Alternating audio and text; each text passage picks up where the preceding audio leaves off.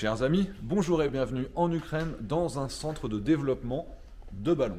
Alors, c'est un projet qui me tient particulièrement à cœur puisque il y a 16 000 euros de chiffre d'affaires qui vient des pubs de YouTube. Je vous embête avec des pubs dans les vidéos qui parlent d'Ukraine. L'argent est reversé vers l'Ukraine et donc 16 000 euros ont été reversés de mon chiffre d'affaires sur ce projet en particulier parce que l'objectif évidemment c'est de sauver des vies. Ce ballon, il va monter à une certaine altitude, il est gonflé à l'hélium, et en dessous, ils vont être capables de mettre un capteur qui est en développement ici, un capteur qui permet d'avoir un radar qui va permettre de voir les missiles qui arrivent, les drones kamikazes, Shahed iraniens, toutes ces choses-là. Alors, plusieurs challenges. Développer cette membrane fine, légère, non détectable au radar, parce qu'évidemment, ce serait dommage de se le faire détruire, même si finalement, ça ne coûtera pas si cher que ça. Si limite l'hélium qui coûte plus cher, il y en a pour 500 euros d'hélium à l'intérieur du ballon. Et deuxième chose, avoir une sorte de stabilisation. Si vous voulez regarder vers l'est, même si le vent fait tourner votre ballon, eh bien, il faut toujours que vous ayez de stabilisation qui va tourner vers l'est. Et donc ça, c'était un deuxième challenge qu'ils ont développé et c'est en train d'être testé. Donc aujourd'hui, malheureusement, le test n'a pas pu avoir lieu pour des raisons météo. Parce que quand on fait des essais, notamment pour d'autres capteurs, eh ben, il faut qu'il y ait un peu moins de nuages qu'aujourd'hui. Parce que oui, la première version, elle avait pour objectif de voir les attaques russes pour sauver des vies.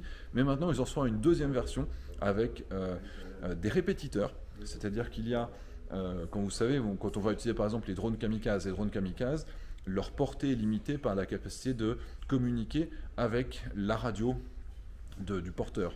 Donc dès que le drone kamikaze va passer derrière un arbre ou derrière une colline, on ne le capte plus. Et donc sous ces ballons, il pourrait mettre des répétiteurs qui permettent de... J'envoie mon information en tant que pilote et l'information va être renvoyée vers mon drone kamikaze et inversement. Ça permettrait d'avoir des drones qui iraient au-delà des 10 km qui sont aujourd'hui la limite quand même maximum. Et puis parfois avec des difficultés parce que quand on passe sous une colline, normalement le drone kamikaze va continuer tout droit jusqu'à taper à l'impact. Sauf que si on est sur un véhicule en mouvement, eh bien, on peut avoir des difficultés à le suivre parce que ça continue réellement tout droit avec la trajectoire quasiment balistique et à partir du moment où ça ne capte plus. Et donc ça permettrait de continuer à avoir des mises à jour qui iraient jusqu'à l'impact. Parmi les autres capteurs possibles, il y aurait aussi la possibilité de faire de la triangulation, c'est-à-dire qu'on a c'est-à-dire que les Russes vont utiliser par exemple des radars ou un système de brouillage de guerre électronique et vous mettez 2-3 capteurs sous 2-3 ballons. En fait, on voit l'intersection de la détection parce qu'on peut trouver d'où est émis cette émission radar par exemple. Et donc, en faisant les intersections, la triangulation permet de définir où se trouve éventuellement le système russe pour pouvoir le cibler. Et la dernière option, a priori, c'est de faire de la contre-batterie, c'est-à-dire que mettre un radar là-haut qui permet de voir arriver les obus, et donc encore une fois, avec un petit peu d'intelligence derrière, ça permet de définir où se trouve la pièce d'artillerie russe, et ensuite on la cible avec par exemple des drones FPV qui sont également guidés par ça. Voilà. Le fait qu'ils soient connectés au sol en permanence, il y a une communication qui se fait en direct, c'est-à-dire que mon capteur, mon émetteur, ma radio qui est en haut, et qui est le petit radar, il n'a pas besoin d'émettre pour être connecté au sol, c'est-à-dire que ça reste plus passif d'un point de vue guerre électronique également, c'est moins détectable par l'ennemi, mais c'est moins brouillable également, donc ça c'est un gros avantage. Ensuite, en termes d'électricité, on n'a pas besoin d'avoir des systèmes qui sont compliqués à mettre en œuvre, parce qu'on est directement relié au sol, et également en termes de permanence en vol, on peut avoir des missions, des vols qui vont durer 24, 48 heures, des semaines entières. Alors, c'est un projet évidemment qui existe dans d'autres pays, par exemple en France, dans le sud de la France, on a une société qui est spécialisée, qui travaille à la détection des feux de forêt avec le SDIS, service départemental d'incendie et de secours. En Israël, on a des projets avec des radars qui permettent de voir un certain nombre d'objets qui arriveraient de l'étranger, donc ça également, finalement, c'est pas si inédit que ça. Vous avez également des projets avec des HAPS, qu'on appelle les pseudo-satellites, dans lesquels ils pourraient voler pendant des semaines et des semaines.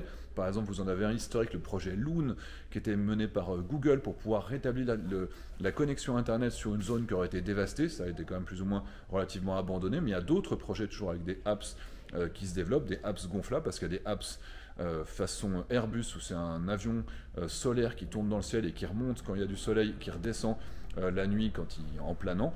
Mais donc là, on est vraiment sur un projet qui, par son ampleur, la capacité d'innovation, le fait d'être totalement sourcé nationalement, ne pas reposer sur qui que ce soit à l'étranger, c'est évidemment ça qu'ils recherchent, avec un coût de développement qui est tellement ridiculement faible par rapport à ce qu'ils peuvent trouver sur le marché à l'étranger, Là, en gros, ils en achètent 10 pour le prix de ce qu'on peut acheter un en France, en plus, qui est pas exactement avec les mêmes performances. Donc c'est pour ça qu'ils développent ça localement et qu'ils ne se contentent pas d'acheter sur étagère.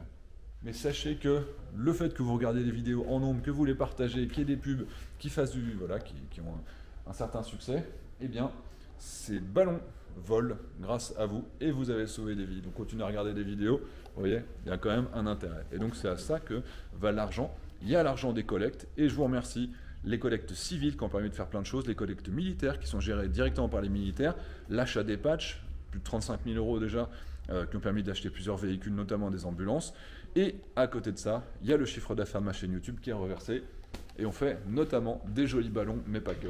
Parce qu'il y a aussi des groupes électrogènes, de l'évacuation d'un orphelinat, il y a plein de choses qui ont été réalisées grâce à tout ce travail. Il ne faut pas que je bouge trop, parce que je ne vous montre pas les fenêtres, pour que vous ne sachiez pas où je suis. J'espère que ça vous a plu, c'était trop très court. La prochaine fois, j'espère pouvoir participer à un lancement, à un test de ce ballon. En tous les cas, la guerre n'est pas finie, donc je pense qu'on en verra sur le terrain. Je vous dis à bientôt.